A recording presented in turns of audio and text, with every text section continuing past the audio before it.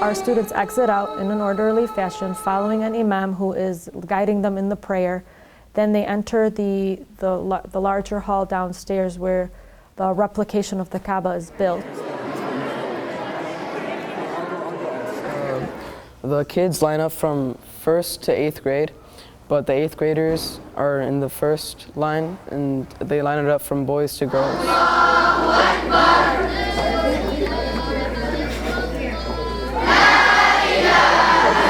And then they come through that door over there, and then they do tawaf 7 times around the Kaaba.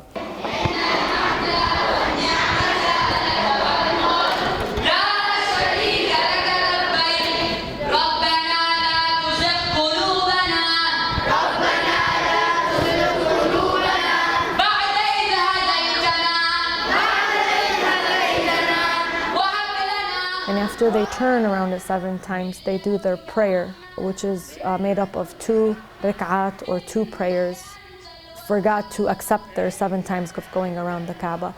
And then upon finishing their prayer, they go to do their 7 trips between Al-Safa and Al-Marwa. Hajar, the wife of Prophet Abraham, walked to find water for her son, and they reenact that walking from one boulder, which is the Safa, to the larger boulder, which is the Marwa, and they walk there 7 times.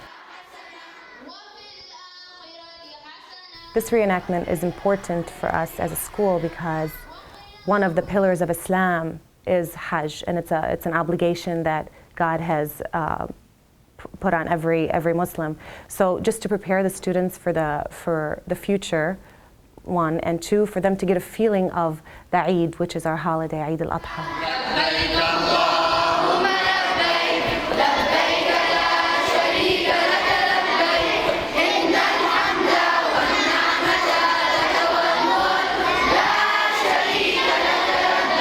With this reenactment, it really gives the students and the children and the families a feeling for what the Eid or the big Eid really means.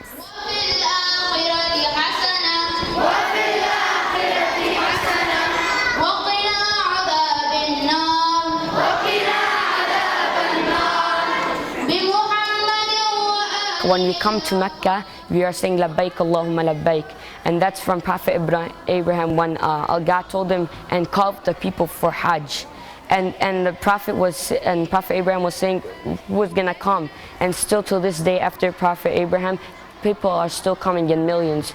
Last year there was about 2.8 million people coming, and they're all coming in unity, and they're all telling God Labbaik Allahumma Labbaik, oh God, we are answering your call.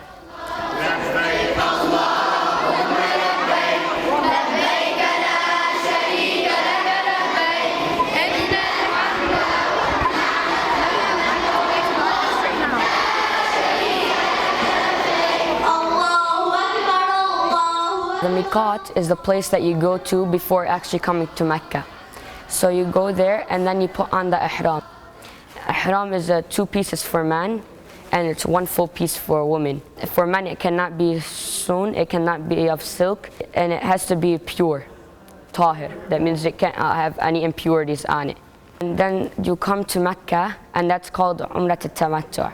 You start out, if you want, you can go to a hotel, or you can start immediately. As long as you didn't do it, you have to have your ihram still on. Some of the 25 things that you can do while with ihram, you can't look in a mirror because you want to focus on God. You can't cover your head. You cannot put on perfume. You cannot take a shower. And you cannot kill any insects. Any insect that comes there, as long as you're in ihram, you can't kill it. وهو حي لا يموت بيده الخير وهو على كل شيء قدير. The ihram brings out an idea of unity. Everybody's wearing one thing. It doesn't matter what color, race are you. We're all one, united.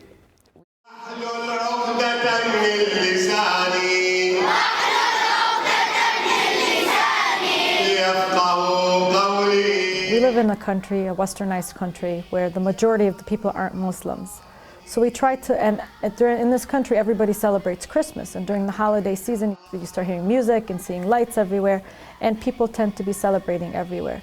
Whereas the kids who are Muslim don't get a chance to celebrate the Eid or the sacrifice because the majority of the people don't celebrate. So we try to take it a little bit further by having them celebrate it at school and having reenacting it to make it just somewhat a little bit more special so they know the reasons of celebrating the holiday or the Eid that comes along. And then after they have finished that, they will go to Muzdalifah, which is they will throw aluminum foil or little pebbles at each one of the 3 Satans or devils.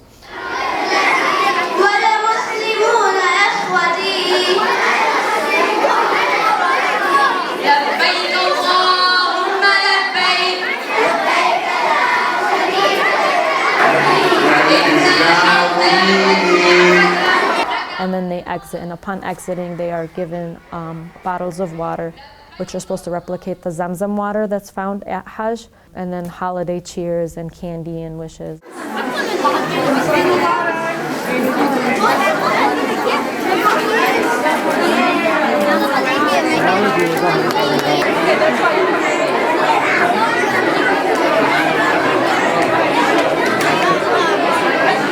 It's the experience of a lifetime. And to this day, and I think I'm going to get teary right now, when I see the kids reenact Hajj, I get tears in my eyes. Every single year it happens to me during practice and during the actual reenactment because I actually think that I'm there again.